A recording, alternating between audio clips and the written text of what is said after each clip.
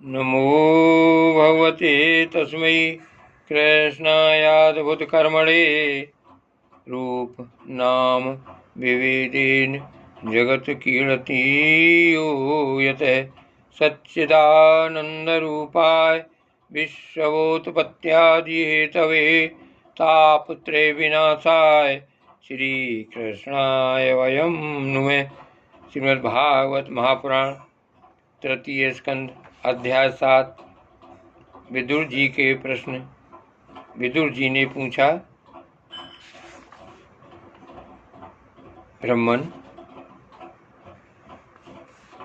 एकमात्र ये भगवान ही समस्त क्षेत्रों में उनके साक्षी रूप से स्थित हैं, फिर इन्हें दुर्भाग्य या किसी प्रकार के कर्मजनित क्लेश की प्राप्ति कैसे हो सकती है? भगवान, इस अज्ञान संकट में पड़कर मेरा मन बड़ा खिन्न हो रहा है। आप मेरे मन के इस महान मोह को कृपया करके दूर कीजिए।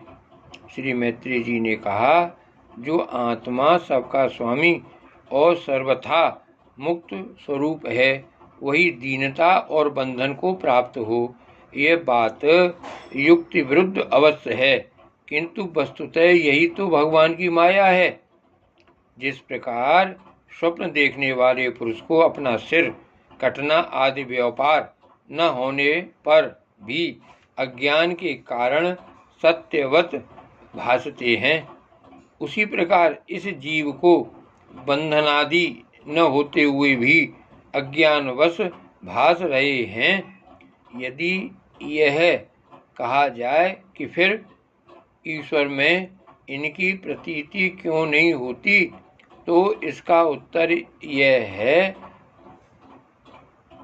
कि जिस प्रकार जल में होने वाली कंप आदि क्रिया जल में दिखने वाले चंद्रमा के प्रतिबिंब में न होने पर भी भासती है, आकाशस्थ चंद्रमा में नहीं, उसी प्रकार देहाभिमानी जीव में ही देह के मिथ्या धर्मों की प्रतीति होती है, परमात्मा में नहीं। निष्काम भाव से धर्मों का आचरण करने पर भगवत कृपा से प्राप्त हुए भक्ति योग के द्वारा यह प्रतीति धीरे धीरे निर्वृत्त हो जाती है। जिस समय समस्त इंद्रियां विषयों से हटकर साक्षी परमात्मा श्री हरि में निश्चल भाव से स्थित हो जाती हैं, उस समय गाढ़ निद्रा में सोए हुए मनुष्य के समान जीव के राग द्वेषादि सारे क्लेश सर्वथा नष्ट हो जाते हैं। श्री कृष्ण के गुणों का वर्णन एवं श्रवण अशेष दुख राशि को शांत कर देता है।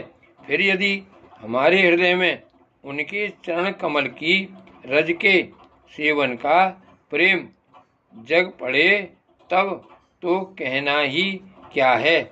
जय श्री कृष्ण।